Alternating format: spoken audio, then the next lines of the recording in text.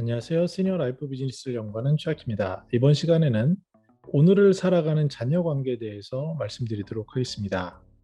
그 자녀 관계에 대해서 생각할 때 우리가 기본적인 객관적인 데이터를 볼 필요가 있습니다. 첫 번째 볼 것은요, 독거 확률에 대해서 생각해 보는 겁니다. 과연 내가 독거 확률이 얼마나 될지를 한번 생각해 보면요. 현재 1인 가구가 전체는 30%고 65세 이상인 경우는 34%에 달합니다. 그런데 여자분들이 남자분보다 한 10년 정도 더 사시니까, 왜냐하면 뭐 평균 한 6년, 7년 더 사신다 하더라도 결혼하는 나이 남녀 차이가 있기 때문에 실제로 한 여성분들이 한 10년 정도 더 사신다라고 전문가들이 말하고 있지 않습니까? 그렇다면 이것을 보시는 시니어들, 특히 이제 아내분들께서는 혼자서 살 확률이 높은 거죠. 그리고 이제 자녀들 같은 경우도 보시면은 같이 살려고 하던가요? 저 같은 경우도 저희 어머님과 같이 한 십 몇 년 넘게 살았는데, 뭐 정확히는 어머님이 저희 아이들을 좀 돌봐주신 거죠. 근데 저 같은 경우도 굉장히 어려운 일이고 제 와이프가 아내가 너무 훌륭한 케이스라는 것을 알 수 있었습니다. 많은 경우 몇 년 같이 살기 힘들고, 그래서 자녀가 같이 산다 같은 집에, 그것도 뭐 아주 넓다면 모르지만 분리되거나 그렇지 않다면은 이것은 굉장히 다른 얘기가 되는데, 그 이유는 살아오던 삶의 방식 이런 것들이 너무나도 틀리기 때문이죠. 그래서 앞으로 점점 더 독거 확률은 높아질 거고요. 특히 이제 자녀들의 경우에 아무래도 독립하는 확률도 높지 않겠습니까?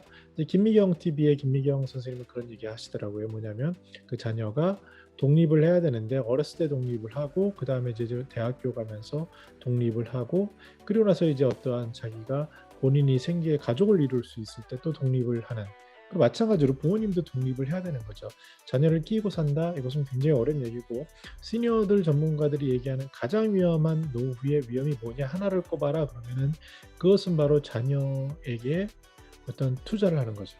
이것은 비단 뭐 그런 일이 있을까 싶지만 아주 상식적으로 생각하면 쉬운 일입니다. 자녀 입장에서는 굉장히 열심히 살기 때문에, 저 같은 경우도 사업할 때 그런 경우가 있었습니다. 열심히 살기 때문에 좀 어렵고 하면은 부모님께 손을 내밀어서 아주 조그만 거라도 좀 어떻게 그것을 얻어서 이 고비를 넘기면 나는 더 도약할 수 있을 거야라는 생각을 할 수 있죠. 근데 현실 세계는 그렇지 않습니다. 의외로 부모님이 그 어떤 생계 수단이 될 수 있는 작은 그 소득 이런 것조차도 먼저 뺏어서 그것을 자기가 하는 사업이나 자기의 운영하는 것을 지키는 데 투입을 하고, 그랬을 때 가설이 있죠. 내가 이렇게 해서 더 잘해서 더 잘해드릴 거야라고 얘기를 하지만 많은 경우에 다 실패로 나타나고, 그런 것들이 배신으로 나타나는 것을 우리는 전문가나 TV를 통해서 많이 볼 수 있습니다. 그래서 자녀들도 독립해야 되지만 부모님들도 독립을 해야 합니다. 근데 자녀 관계에서 또 하나 중요한 것은, 어린 자녀들을 보면 알겠지만 소통의 양과 질이 중요합니다.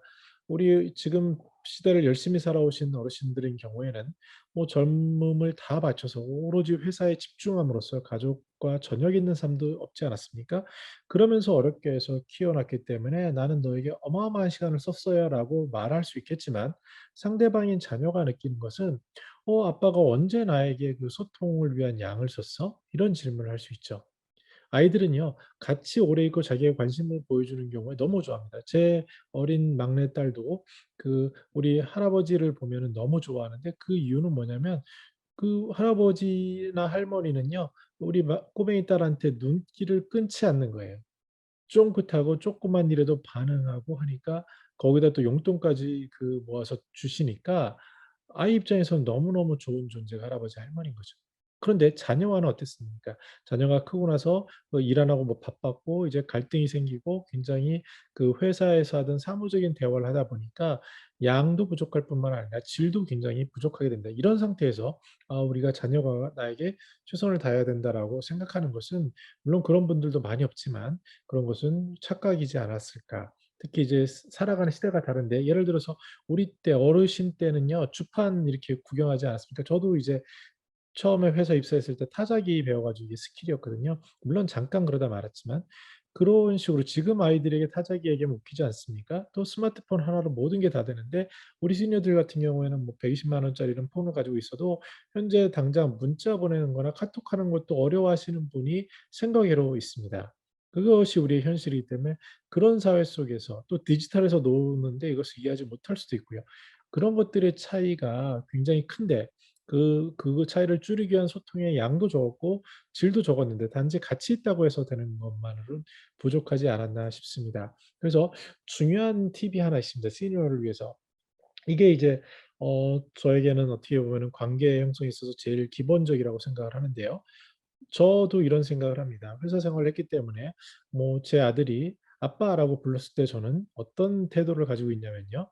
'아 나는 일을 하는 게 중요한 거야. 그리고 내가 이 일에 집중하는 게 멋있는 모습일 거야.' 하고 이렇게 뭐 자판을 두드리면서 예를 들어서 핸드폰을 본다든지 일을 하면서 "어 그래 말해." 이렇게 얘기를 합니다. 근데 자녀 입장에서 어떤 생각을 하냐면 '아니 내가 말을 하는데 뭐 멈추지도 않고 심지어 몸도 안 돌려.' 이런 생각은 굉장한 그 자괴감입니다. '아 나는 이 정도밖에 안 되는 거라.'라고 느끼는 거예요. 제가 아무리 마음속으로 '나는 네가 다야.'라고 생각을 하지만 내가 보여주는 것은 내가 일하는 척하면서 이렇게 하면서 건성으로 듣는 거죠. 근데 생각해 보세요. 삶에 있어서 누가 제일 중요하냐라고 보면 영화나 이런 것들을 보다 보면 옆에 있는 바로 자기의 사모님이나 배우자인 경우 그리고 또 자녀들을 찾지 않습니까? 손자녀나. 그만큼 소중한 사람들인데 정작 그 소중한 사람들이 불렀을 때 그때는 착각하고 멈추지도 않고 몸도 안 돌립니다. 그 전문가들은 그런 얘기하더라고요. 제가 제일 어떤 칼럼에서 마음에 들었던 게 뭐냐면 아내에게는 세상에서 가장 좋고 비싼 선물을 줘라라고 합니다. 저도 전에는 그런 생각 절대 못 했습니다. 근데 제가 어떠한 퇴직을 하고 뭐 어떤 영향력도 좀 줄어들고 하다 보니까 오히려 느끼게 되는데 '아 정말 소중한 것은 가족들, 아내나 이 아내에게 줘야 되는 선물 아닐까? 그것은 정말 비싼 거로 줘야겠구나.'라는 그 마음이 있습니다. 현실은 그게 못 따라가긴 하지만요. 그래서 그런 것처럼 정말 소중한 존재가 누군지를 생각해 봐야 되는데 그런 소중한 사람을 얘기할 때는 일단 멈춰야 합니다. 저도 여전히 잘 못합니다. 근데 노력을 하는데 일단 멈춰야 하고 그다음에 몸을 돌리셔야 합니다. 몸을 돌리고 그리고 상대방의 눈을 맞춰야 합니다. 그리고 공감 행동을 하는데 또 이렇게 하라 그러면 "어 그래." 하고 뭐 그 형식적으로 이런 분들도 굉장히 많습니다. 그러느니 안 하는 게 낫고요. 아무것도 하지 말고 그냥 집중해서 보는 게 중요합니다. 그리고 만약에 말을 한다면 한 10% 정도 말하는 게 좋다고 하고 그 10%도 안 할 수 있으면 안 하는 게 좋습니다. 왜냐하면 그 남자와 여자와 대화를 할 때 이런 착각을 많이 하죠. 뭐 뇌구조가 틀리다 그러지만 저는 기본적으로 이해를 잘못했다고 생각을 하는데요, 돌이켜 보니까. 왜냐하면 어떤 문제를 주면은 저는 어떻게 생각하냐면 '아 그래? 뭐 한마디만 하면 답이 나오지 않습니까? 시니어들은 "아 그건 이거야라고 ABCD 해서 이렇게 해라고 즉 픽스한다 그러는데 FIX요. 고치려고 드는 겁니다. 그래서 대화는 이거고 이렇게 하는 거가 우리가 직장 생활에서 경험한 거 아닙니까? 그래서 저도 최근에 실수하는 게 아들이 뭔 얘기를 하면 "아 그거는 이런 상황이기 때문에 이런 원인과 이런 결과를 해서 너는 이렇게 하는 게 좋아."를 하는데 제 아들의 얘기를 중간에 끊어 버리고 제 얘기를 하는 거예요. 그러면 아들은 뭘 얘기하냐면 "그게 아니라" 이렇게 되는 거죠. "그게 아니라 당신은 들을 준비도 안 됐고 그냥 자기 얘기만 하는 거예요." 이랬을 때는 상대방이 원하는 걸 주지 못합니다. 상대방이 원하는 건 뭐였냐면 상대방이 얘기하게 하고 듣게 하는 거가 다거든요 실은. 주변에서도 말이 굉장히 많은 그런 분들을 보게 되면 속으로 좀 '아 나이를 잘못 드셨네.' 이런 생각을 할 수 있지 않습니까? 왜냐하면 그 언어 생활도 똑같이 만약에 평등한 관계라면 비슷비슷하게 대화라는 게 이렇게 돼야 되는데 누군가 일방적으로 많이 쏟아놓게 되면은 그만큼 점유하는 거고 상대방은 소외받을 수도 있거든요. 그래서 이게 좀 습관이 중요한데 일단은 멈추고 몸을 돌리고 눈을 맞추고 공감 행동하고 10% 말하는 것이 삶에 있어서 특히 시니어들에게 있어서 굉장히 중요한 지혜입니다. 상대방은 어떤 것을 픽스해 주기를 고쳐 주고 조언받기를 하는 것보다는 내가 이런 상황인 걸 얘기하고 상대방이 공감하고 수긍하기를 원합니다. 왜냐하면 사람은 누구나 다 제일 똑똑합니다. 그래서 그런 얘기를 할 때 일단 기본적으로 원하는 것은 자기의 이야기를 들어주는 거기 때문에 이것을 중요한데요. 이것을 경험한 전문가들이 있습니다. 정말 전문가. 제가 봤을 때 저는 유재석 씨랑 그다음에 그 네. 유재석 씨를 드는데요. 왼쪽에 사진을 한번 보십시오. 사진을 보면 유재석 씨가 뭘 하고 있는 것 같습니까? 몸을 완전히 멈추고 돌려서 눈빛을 보세요. 속으로 딴 생각할까요? 그렇지 않은 것 같습니다. 요새 뉴키즈 온 더 블록인가 뭐 이런 프로그램도 많이 보고 유재석 씨가 이렇게 오랜 기간을 롱런할 수 있는 것은 여러 가지 원인이 있지만 그중에 가장 큰 걸 하나를 꼽으라 그러면 바로 이렇게 상대방에게 진심으로 집중하는 저 스킬입니다. 저 같은 경우도 이제 리서치도 이제 그 아르바이트 영역으로 많이 하는데요. 시니어 쪽은 굉장히 많이 합니다. 근데 초기에는 이렇게 생각했어요. 그래서 좌담회가 있으면 뭐 6 명이 있다고 하면요.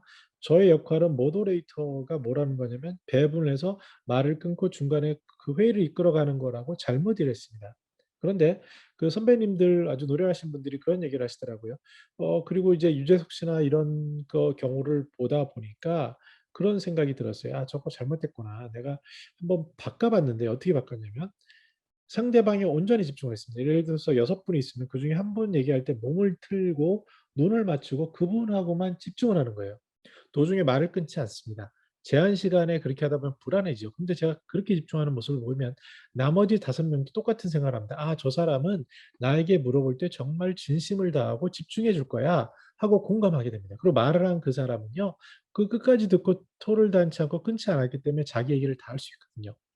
그러면서 회의가 굉장히 좋아지고 마지막에는 서로 박수치고 서로 즐거운 소통이 되는 경우를 저는 너무나도 많이 봤고 그런 제가 경험을 한 이후로 최근에는 굉장히 어려운 난이도 높은 그 좌담회나 난이도 낮거나 이랬을 때 굉장히 잘하고 있다라는 그런 느낌을 많이 받고 있습니다. 그래서 그 결정적인 요인은 유재석 씨처럼 저렇게 쫑긋해서 듣는 겁니다. 마찬가지로 외국 사례도 비슷하죠. 우리가 잘 아는 오프라 윈프리 선생님 같은 경우도 말을 잘할 거라고 생각하지만 그것보다는 공감 능력이 뛰어난 것 같고요. 상대방이 얘기할 때 거기에 집중하는 이런 것들이 실은 소통의 달인이라고 볼 수 있겠습니다. 네. 액티브 시니어의 관계를 정리해 보면요. 이런 질문 한번 해 보세요. '충분한 시간의 양과 질이었나?' 정말 충분했나? 대부분 그렇지 않았을 거예요. 같이 있었다 이건 아닙니다. 그래서 멈추고 돌리고 그다음에 몸을 돌리고요. 눈을 맞추고 마음으로 그리고 듣기만 해 보고 또 유재석 씨나 오프라 윈프리처럼 소통의 달인이 돼 본다면 아마 시니어들의 관계에 있어서 굉장히 칭찬을 받고 또 만약에 젊은 분들이나 이런 분들이라면은 굉장히 탁월한 그런 기회가 되지 않을까. 특히 자녀들이 원하는 것, 우리들이 원하는 것도 마찬가지죠. 저도 원하는 것은 제 얘기를 누군가 들어주는 것이죠. 그다음에 이제 조언을 받고 안 받고는 그다음 문제라는 거죠. 이런 것들에 대해서 한번 생각을 해 보고 특히 이제 예전에 우리 시니어들은 굉장히 일 중심으로 바쁘게 살아왔기 때문에 이런 것들에 대한 교육이나 이런 것들에 대한 생각을 많이 못해서 당신의 방식이 맞다라고 착각할 수 있지만 특히 젊은이들은 많이 바뀌었어요. 특히 10 대, 20 대는요. 심지어 이런 경우도 있습니다. 이분들은 말로 하거나 이런 거 굉장히 불편하게 생각해요. 문자로 하거나 이메일로 해요.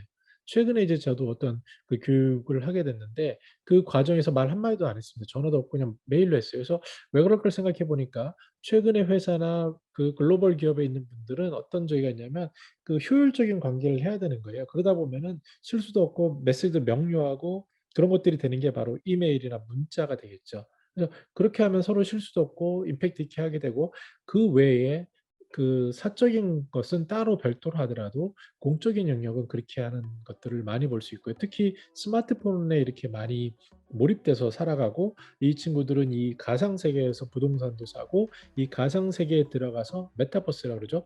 이 속에서 공연도 듣고 이야기도 하고 게임도 같이 만드는 그런 세대이기 때문에 이제 앞으로 손자녀라든지 젊은 세대와 얘기할 때 이분들의 랭귀지를 이해할 필요가 있고 이분들의 눈높이에서 귀담아 들어주는 이런 것들이 어느 때보다 필요하지 않을까라고 생각을 합니다. 윤여정 선생님 얘기 많이 나오죠 요새. 근데 이분 얘기 중에 제가 TV에 나왔던 제일 마음에 드는 것은 "내가 처음 살아보는 거잖아. 나 67살에 처음이야." 지금 이제 70대 중반 이렇게 되신 것 같은데요. 처음 살아보는 생각을 하니까 이분의 키워드는 도전과 소통이에요. 도전은 처음 살아보는 거니까 나도 궁금하잖아요. 아이들이 만약에 메타버스나 이런 이 버스가 아닙니다. 스마트폰 속의 가상현실에서 노는 거예요. 그런 것들 궁금하잖아요. 그 스마트폰 어떤 기능도 궁금하고. 그러면 물어볼 수 있죠. 어리지만 그 앞에 있는 상대는 나와 같은 인격체입니다. 오히려 어떤 부분에선 저보다 더 많이 아는 사람들이에요. 저는 제 자녀들하고 얘기할 때 특정 부분에 대해서 굉장히 제가 지식이 딸리는 걸 느낍니다. 물론 웬만한 부분은 제가 경륜이나 이런 게 있지만 많은 부분이 있어서 제가 모르는 것들이 있거든요. 똑같이 생각을 하고 도전할 수 있는 것은 내가 처음 살아본 나이기 때문에 가능한 거고 그 결과물이 뭐냐? 윤여정 선생님은 물론 여러 가지 평가가 있을 수 있지만 젊은 이들에게 있어서는 소통이 잘 되는 분으로 꼽히고 있습니다. 그 이유는 바로 마음가짐에서 똑같이 드러나지 않나 이런 것들에서 시작되는 것이지 않을까 생각을 해봅니다. 나이를 거꾸로 가시는 분들을 주변에서 많이 봅니다. 이분들은 오늘을 살고 인생을 또 새로운 게 펼쳐지는구나. 여기서 끝나는 게 아니라 나는 또 다른 이런 삶을 사는구나 하고 마찬가지로 자녀와의 관계도 자녀가 한 살 한 살 먹는 게 그들에게 처음이고 우리들이 한 살 한 살 먹는 것도 우리에게 처음이고 또 지금 같은 코로나 시대도 처음이고 코로나 이후의 시대도 처음이고 처음을 살아가는 자세로 격려는 있지만 거기에 귀를 기울이고 그 몸을 멈추고 귀를 기울이고 또 눈을 맞추고 이야기를 들어주는 그러한 관계를 하는 것이 좋다라고 전문가들은 얘기하고 있습니다. 네, 저는 더 나은 시니어 삶 공동체를 연구합니다. 감사합니다.